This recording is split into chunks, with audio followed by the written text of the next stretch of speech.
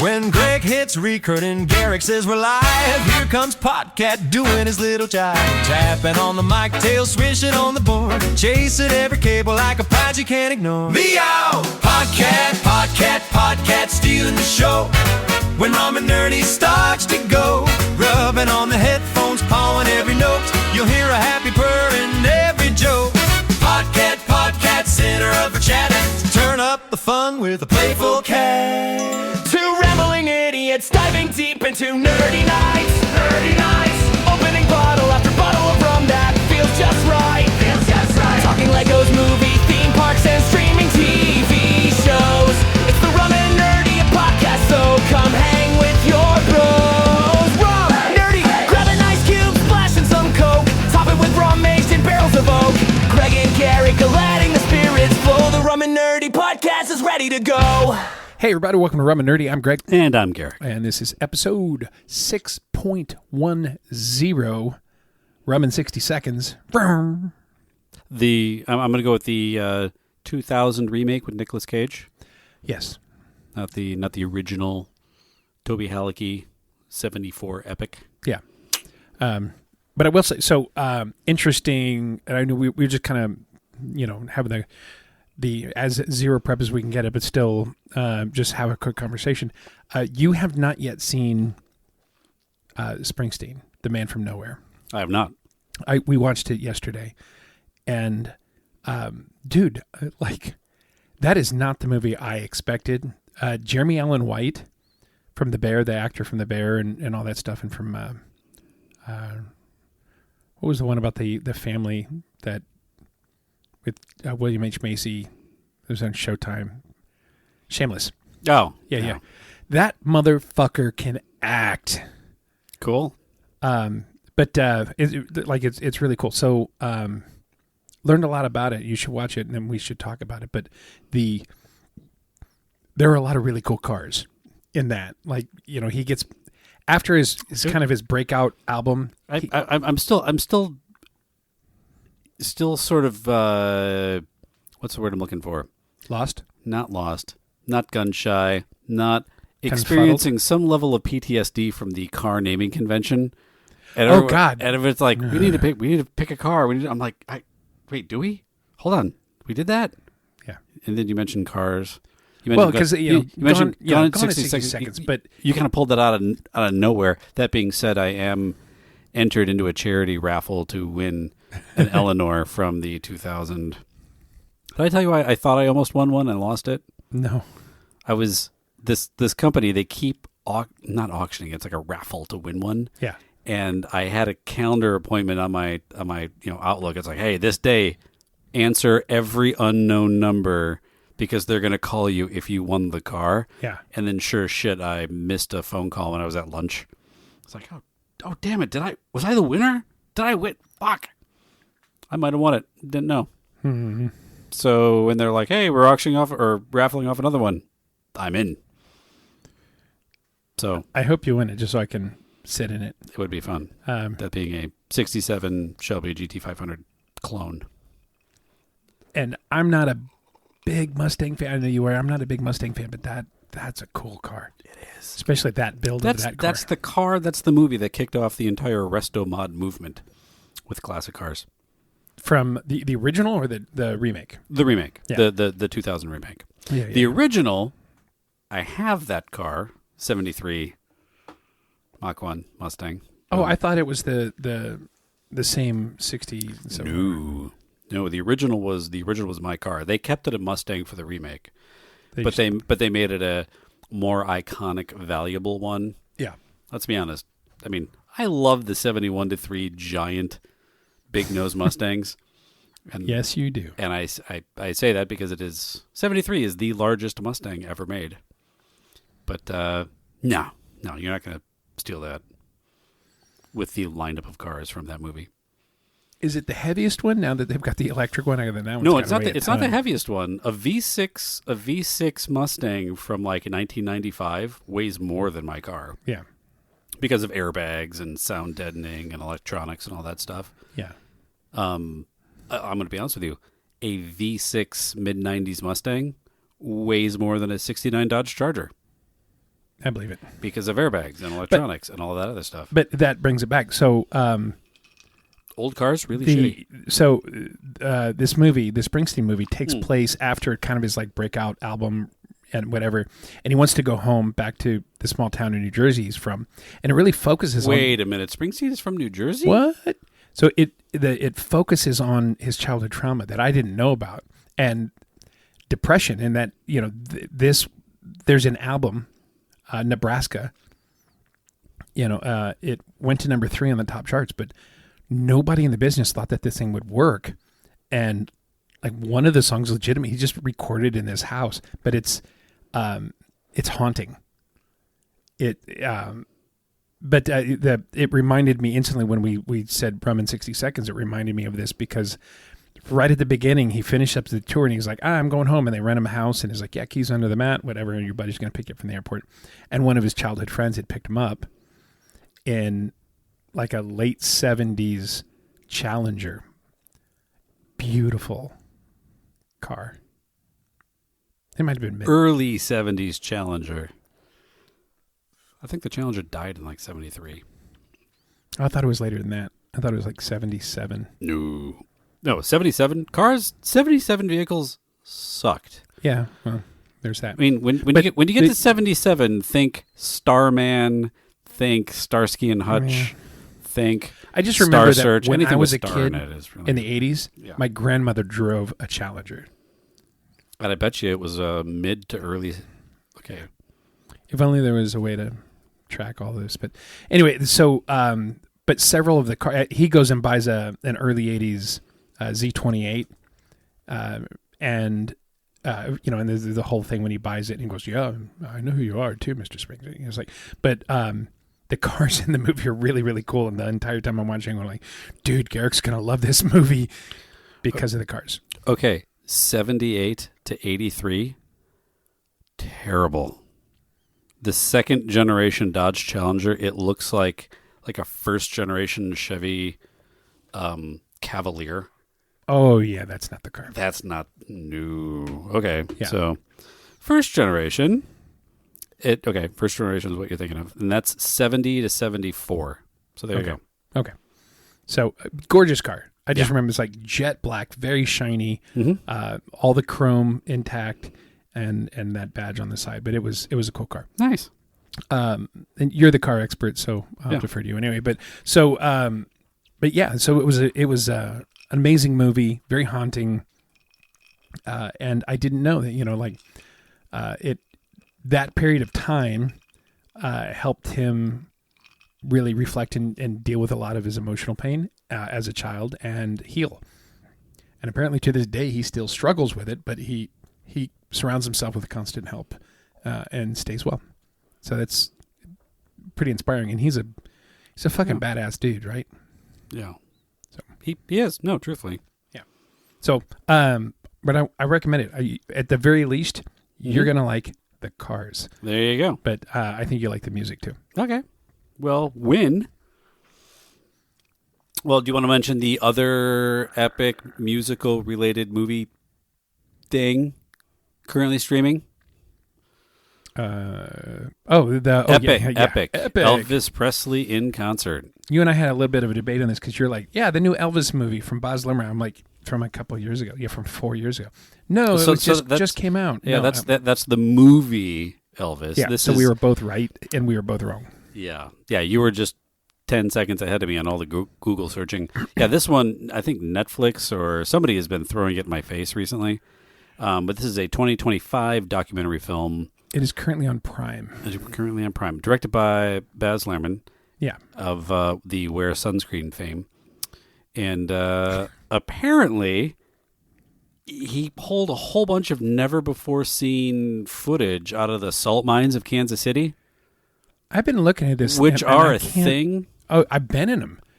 Yeah, it's near. It's kind of like near where the World War I museum is. Yeah, you know, these just caves where things are stored. Somebody turned them all into storage units. Called Subtropolis. Yeah, Subtropolis is a business complex located inside a 14 16 million square foot limestone mine, the bluffs of North Missouri, Kansas. Oh, that's a different one than the one I've been in. If it's in North Kansas City. Oh, yeah. Oh, fuck. This was a limestone mine.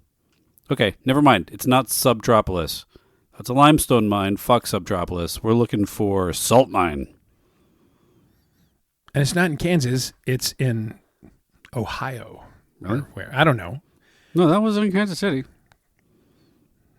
Underground storage, salt cocoon located 650 feet below the Earth's surface, accessible by elevator. Look at that. Okay, Nice. well, let's go to this one.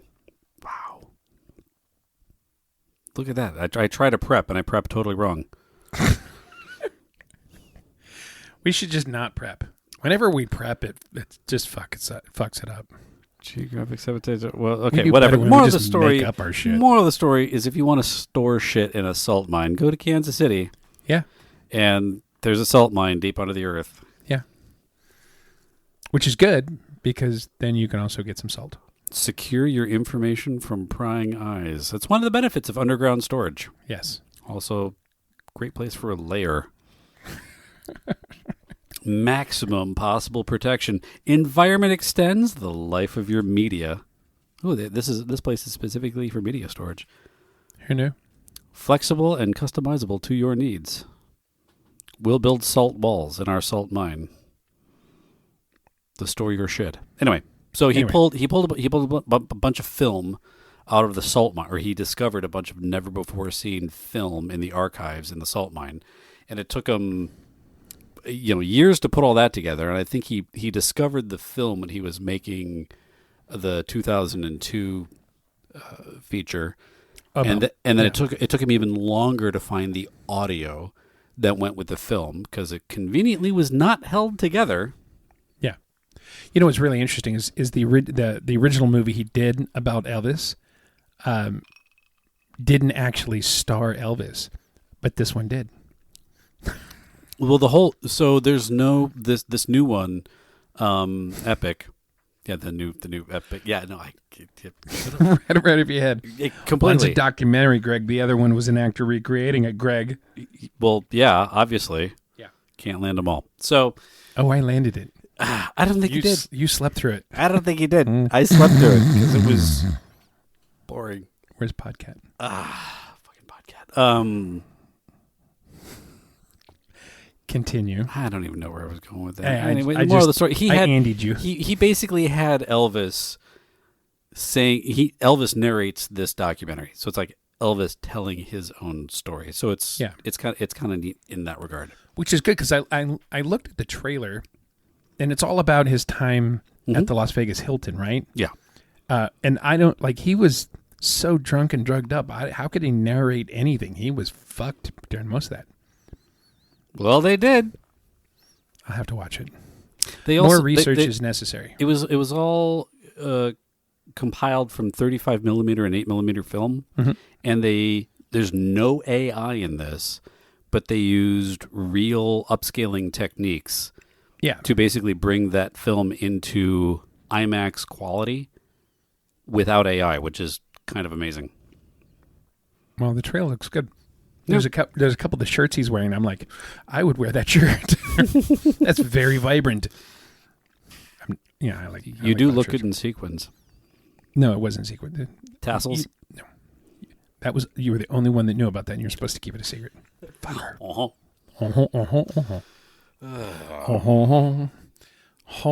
Anyway, So you want to watch that? I want you to watch the others. So get caught up, and this is a lot of stuff going on because Peter Jackson did the Beatles documentary from a bunch of restored old footage. Oh yeah. It's it's interesting. The technology's there to really clean up stuff that was unsalvageable before. Mm-hmm. And it's really, really interesting because even here's a nerd segue. You ready for this? Yeah. February 19th of next year. Sounds like your birthday. Star Wars comes out for the first time In theaters? Yeah. Nice. Since 1977. It's not a New Hope. Well, there was that one in somewhere in the UK where they did that. And I can't remember if Disney sued them or not.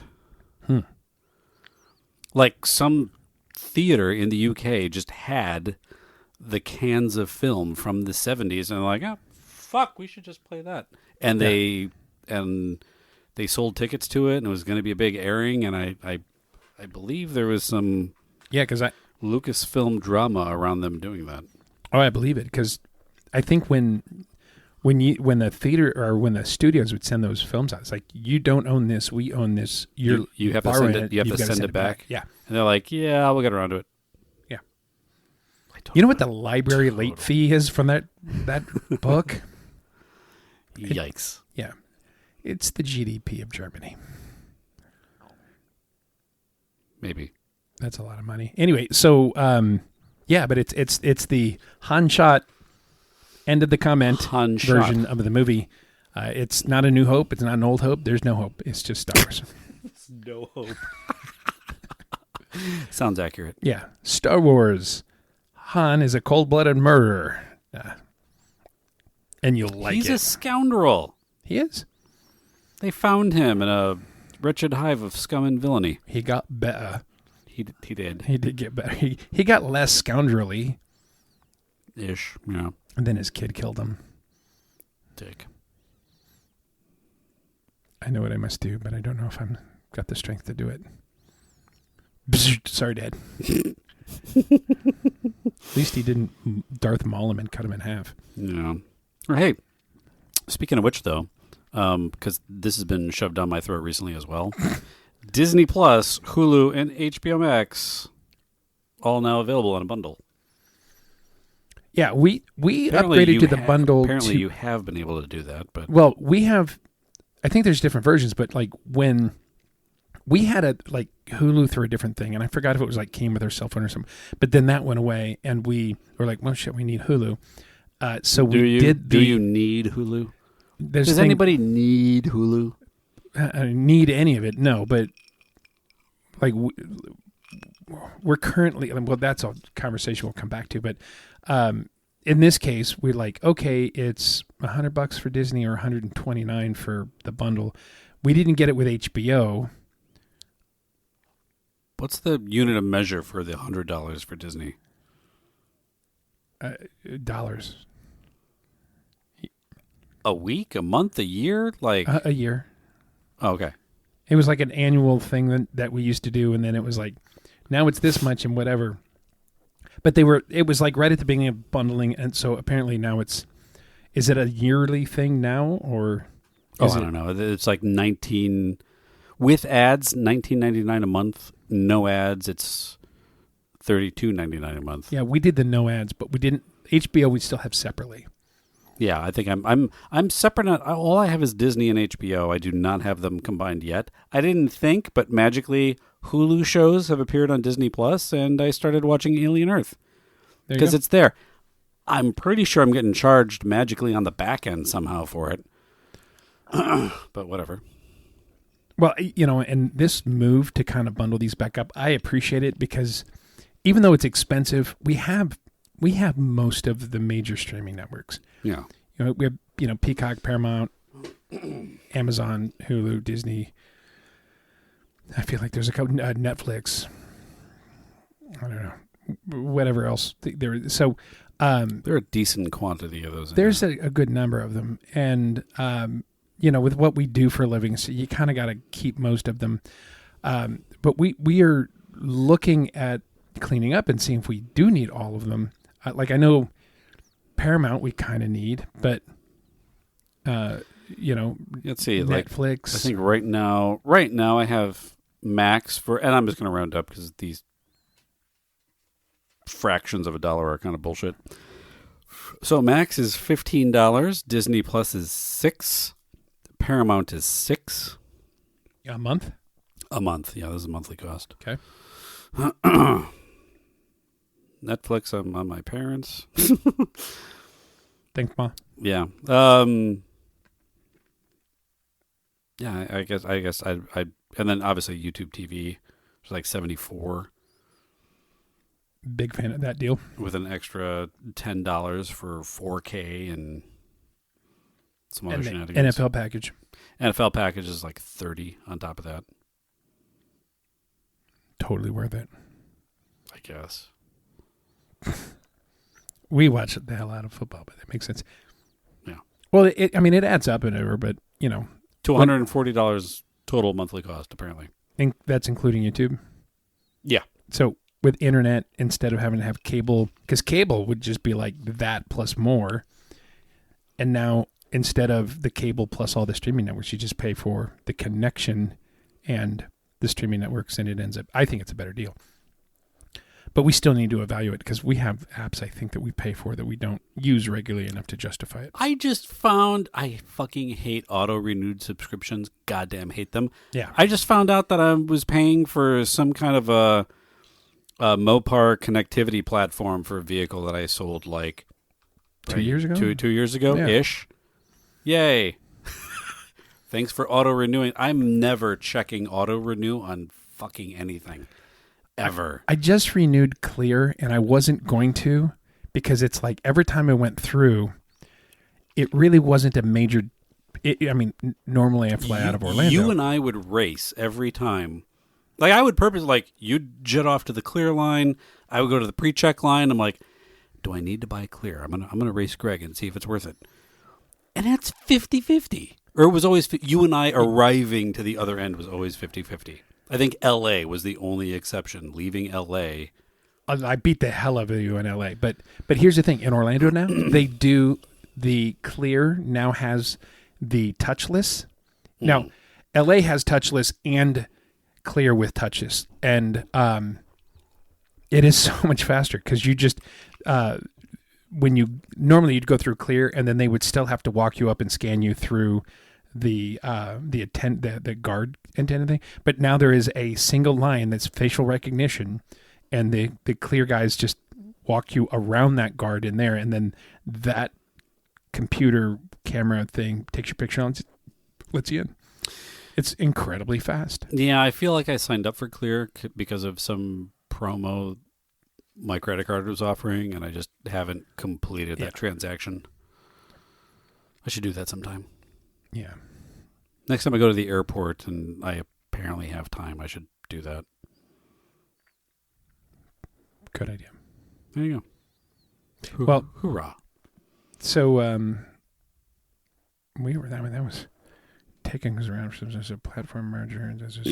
Oh, here's something we're going to talk about. Music bio. Talked about that. Striking stuff off of his list. Yeah. Because we're talking about the streaming networks and everything else. So Netflix backed out of the Warner Brothers purchase. And, I heard that. And I'll tell you, I got mixed feelings, but,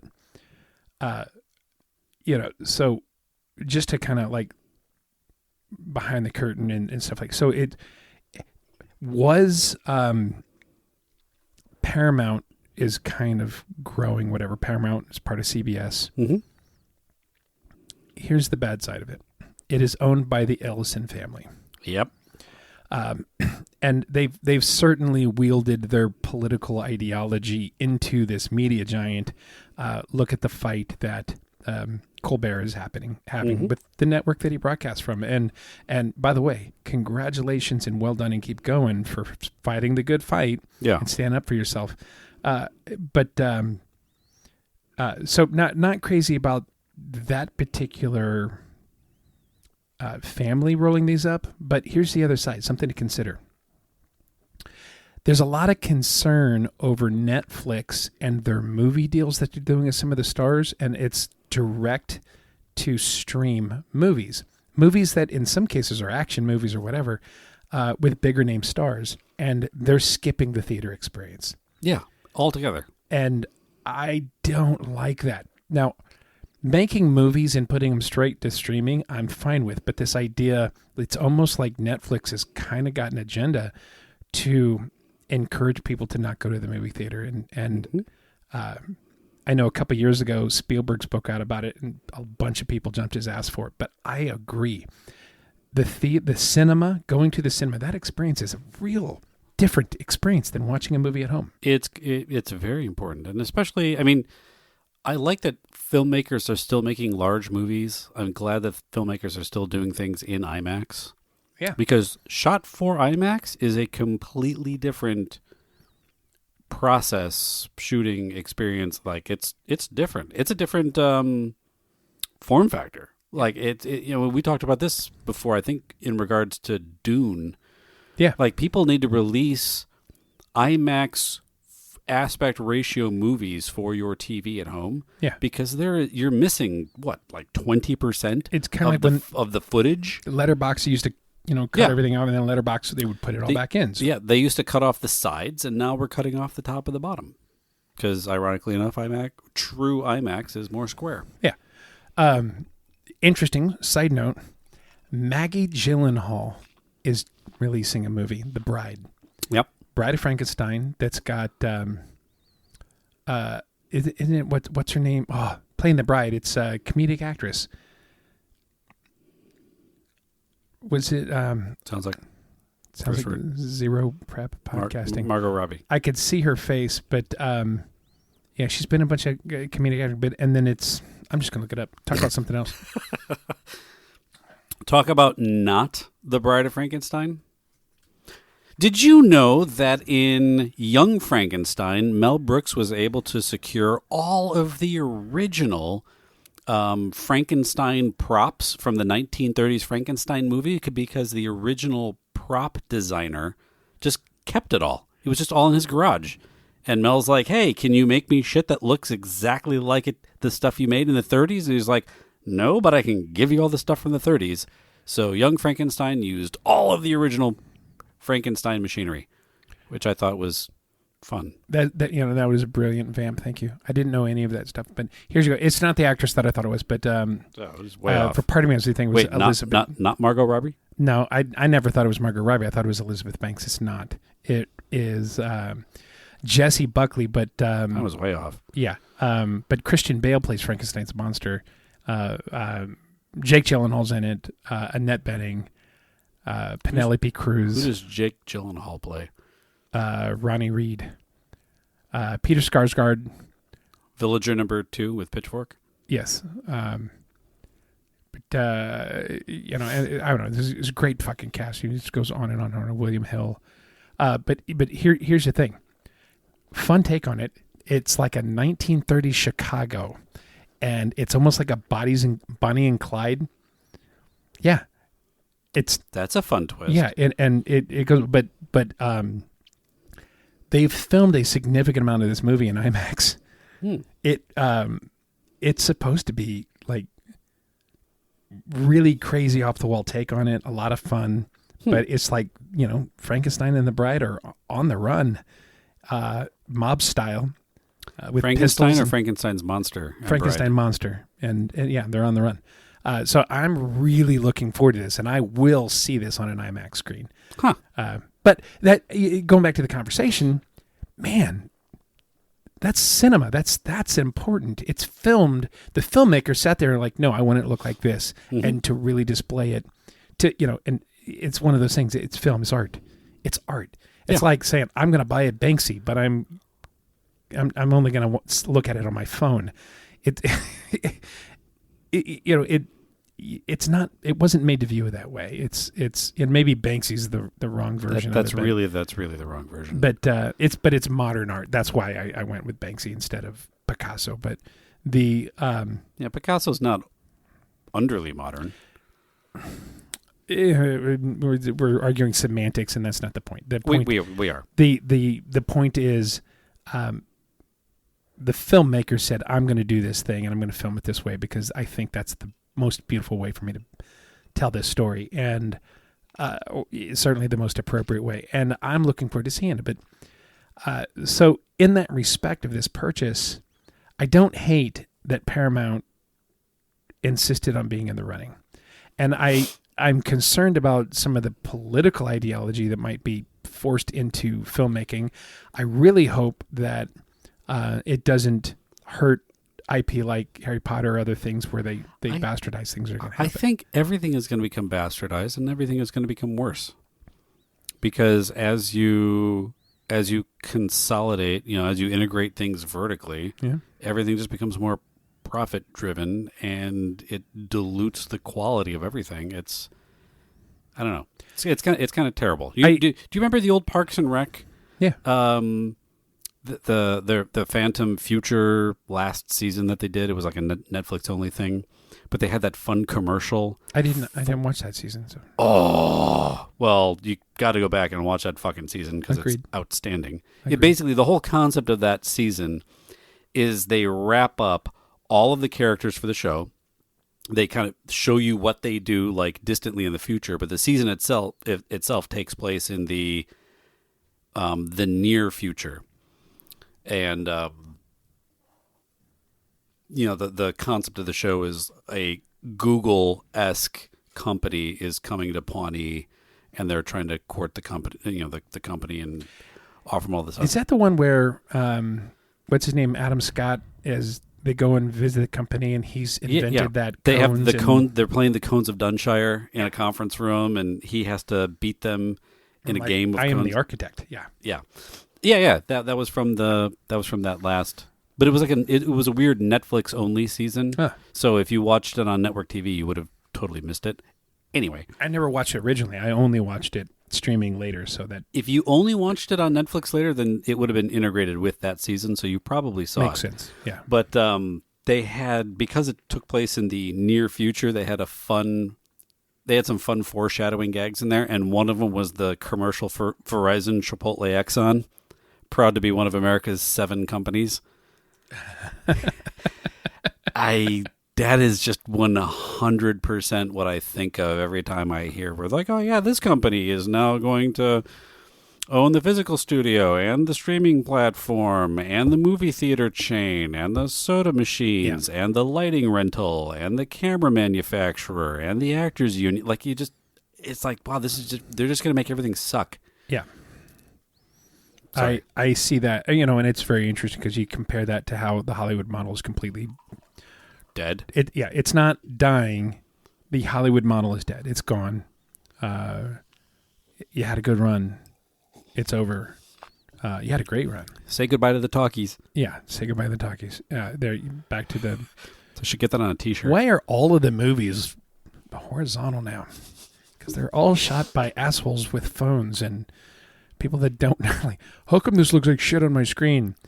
It's like it's not shot in IMAX. It's shot in iPhone. Fucking assholes. Anyway, turn the phone horizontal. Set it for high def.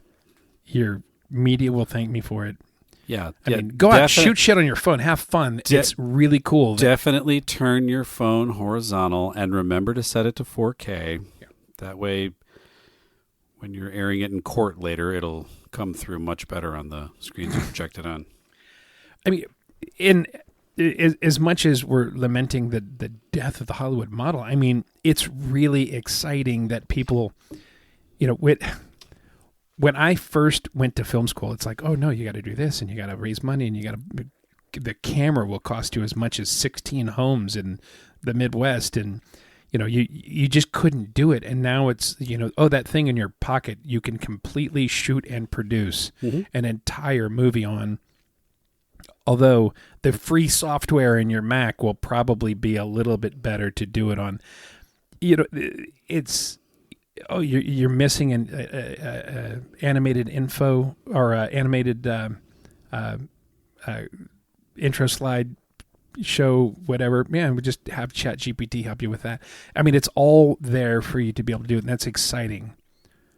But that doesn't mean you don't have to be fucking stupid. Turn your phone. The more you know. Do. Yeah. So, but we'll see. It's like media will move on. Will continue to grow and move on, and hopefully the cinema experience does not get killed. Hopefully the consolidation of the studios, at the very least. Hopefully the upside of that is we're going to see more and more people with small independent groups producing amazing content. And that's what it needs to be. Start with a good story and passion. You can figure out the rest. Yeah. That's all I want to say about that. Yeah. That's all I have to say about that. Speaking of things that we don't want to talk about, but we feel we need to address. and Garrick, you and I talked about this a bit and like how we wanted to handle it prior to hitting record today. And for zero prep, this took some prep.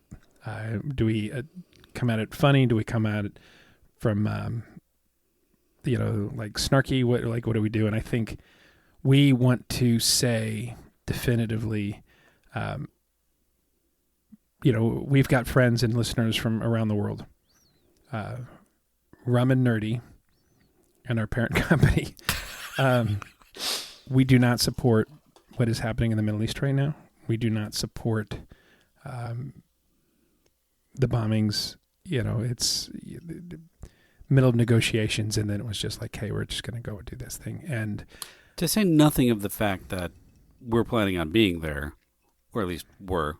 Verdict is still out on that one, but yeah, we've been talking about excitedly that we were going to go to Dubai and Abu Dhabi for 2 weeks, and but there was a drone attack 25 minutes away from a hotel that we have reservations at. So. Apparently, the airport in Dubai itself was also hit, and the airport we were supposed to fly into, and out of, but yeah. When's the last time a place that you're planning on being was bombed in a drone attack? Yeah. By a government. Like, that's a... Yeah. So we're going to keep an eye on that over the next couple of days before any definitive decisions are made. And then, honestly, it's by the time this airs, it's probably been made. But by the time this airs, by the time you're hearing this, we absolutely will... There's a good chance that, because we're going over there for 2 conferences, 2 back-to-back Middle Eastern conferences, probably both, assuming they're going to be canceled. I couldn't imagine that they're not. And my perspective on this is, we don't know. It's still the weekend that this is all really happening. So businesses will open up, and corporations and businesses and associations will make decisions this week that are the best and safest for the membership and their employees and their friends and colleagues. And we'll see what happens. I'm a glass half full kind of person oftentimes. I am too, admittedly. And so what was it yesterday?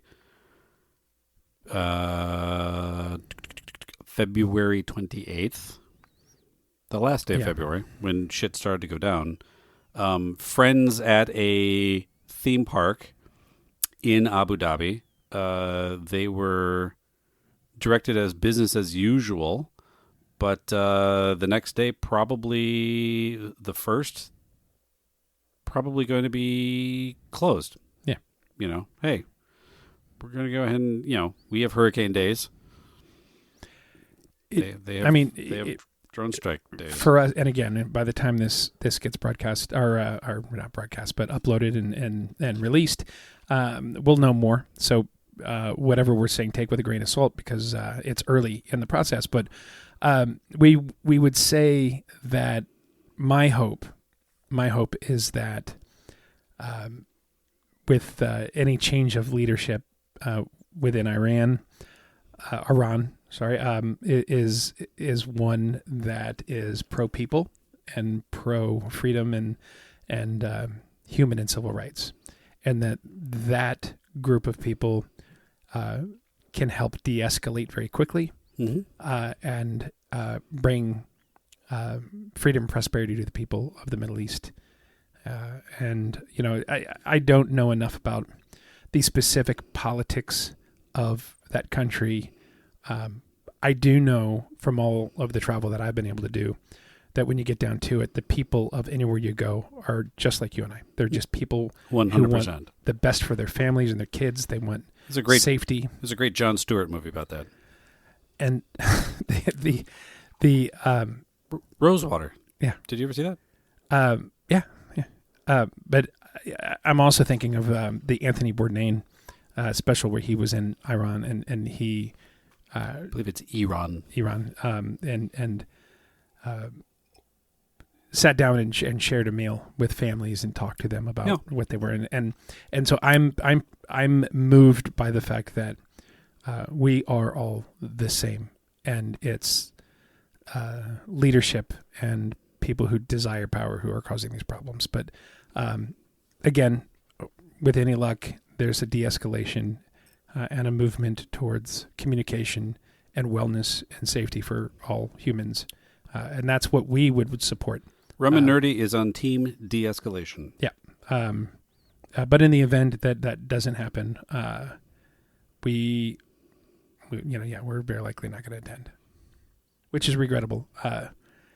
Because I really wanted to go. Yeah, it would have been my first trip to the region. We were excited for that.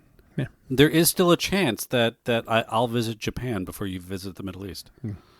But anyway, we wanted to make sure that was addressed. We typically try and stay away from politics, but we really wanted to take a second and say that we are deeply moved by what is happening and do not support what has happened or the way it's happened. But our thoughts are with the people of the Middle East and who are being affected, or their families, or people within our industry that are affected. And we care about you, and we hope that everybody is well. Hear, hear. That's all I will say about that. Moving on. I'll drink a rum to that. Yes, pour something quick. Dear God. How about some Plantaray? Stickin's fancy. We love that. Just do that with some ice, and maybe it's a very, very light splash. I'm going to go and acknowledge where we started the episode. Our pre-credit that we normally would do. We had a double song, both by our friend Dave Martin. He finally, and we talked about it a little bit last week. Finally. He didn't finally anything. He just out of nowhere. Well, yes, that's true. We had joked about it for some time, and he's like, dude, out of nowhere. He didn't say he was going to do it and then ask us questions. He just was like, oh, by the way, you're right. Podcast needs a song. And you did, like, because he sent it to your not regular email, it was your other email address. And so you didn't, like, I was, holy shit. Yeah, I didn't catch it day one, yeah. And then I'm like, dude, you have to hear this, and played it for both of us. And it's the most brilliant thing ever. It's little, like, jazzy swing song, nice beat. You can dance to it for sure. It's really good. Yeah. It is really, I'm blown away by how good it is. Yeah. So, I mean, not that I would have expected anything less from Dave, but no, holy crap. No. And like, here's another gratuity, by the way, fulling my own drink. The, and in solidarity with our friends in the Middle East, Salamate. Salamate. I think I said that right.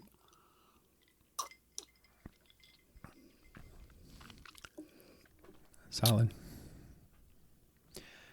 Anyway, so, and appreciate for Dave too. So back on that. So he nailed it. I mean, this song is fucking great. We're gonna our outros. We're gonna play the song again in its entirety. I think for when Podcasts run, and he was here a minute ago, ran off. In solidarity with when it's, God, I'm so discombobulated today. Anyway. We're going to play it in its entirety so you can hear it. I think moving forward, we'll probably edit it down to just the jingle. So much like our spoiler alert. Yeah. I was like, wow. Because I saw the video in my head. Yeah, the spoiler alert, the song that we use is actually like 8 minutes longer, so it's like ridiculous. And it's really good. I love it. Yeah. I mean, it gets a little repetitive after minute 6. but it's definitely something you can dance to. Yeah. Oh yeah.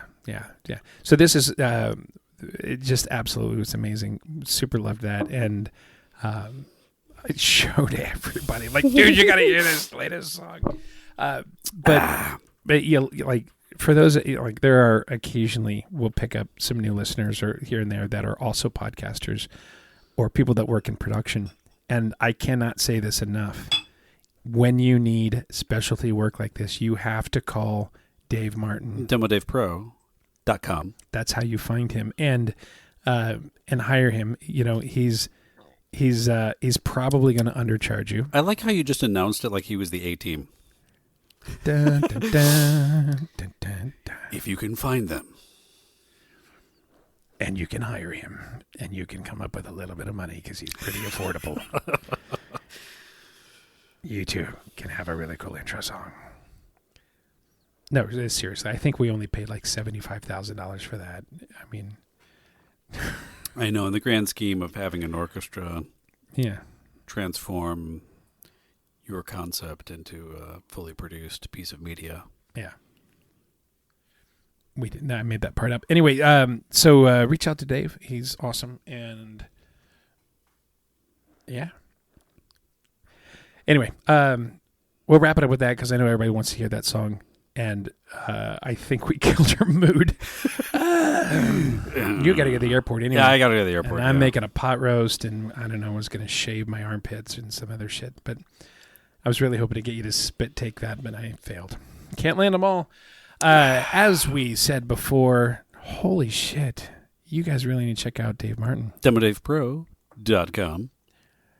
It's .com. You can check us out on our website, rumandnerdy.com. That's rumandnerdy.com. Social media at Rum and Nerdy, most platforms. You can email the show at rumandnerdy. That's SHOW at... you know the rest. I'm not going to do it. I've never spelled it before. I don't know why I started doing it that time. What the fuck? Anyway, thank you and all that stuff, and be safe, and we love you guys. Stay nerdy, my friends. When Greg hits record and Garrick says we're live, here comes Podcat doing his little jive. Tapping on the mic, tail swishing on the board, chasing every cable like a pod you can't ignore. Meow! Podcat, Podcat, Podcat, stealing the show. When Rum and Nerdy starts to go, rubbing on the headphones, pawing every note, you'll hear a happy purr in every joke. Podcat, Podcat, center of a chatter, turn up the fun with a playful cat. Greg's got the top trees, Garrett's got the gag, Podcat's in the middle, curling on the flag, sitting on the laptop, walking through the tape. If they want attention, well, he's got a claim to stake. Hey, hey! Podcat, Podcat, stealing the show. When Rum and Nerdy starts to go, rubbing on the headphones, pawing every note, you'll hear a happy purr in every joke. Podcat, Podcat, center of the jazz, turn up the fun with a playful cat. Forever on sip, every dirty fact, there's a purr and a prat phone, thanks to Podcat.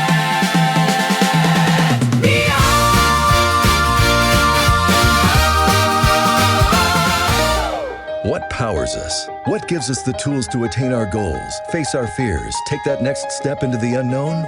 It's energy. Verizon, Exxon, and Chipotle are proud to announce a cross-platform merger of our three great brands. Whether it's extending your 6G coverage, drilling natural gas out of shale, or perfecting the chicken quesadilla, we will give you the energy to get you to the next level. And with enough energy, America, nothing can stop us.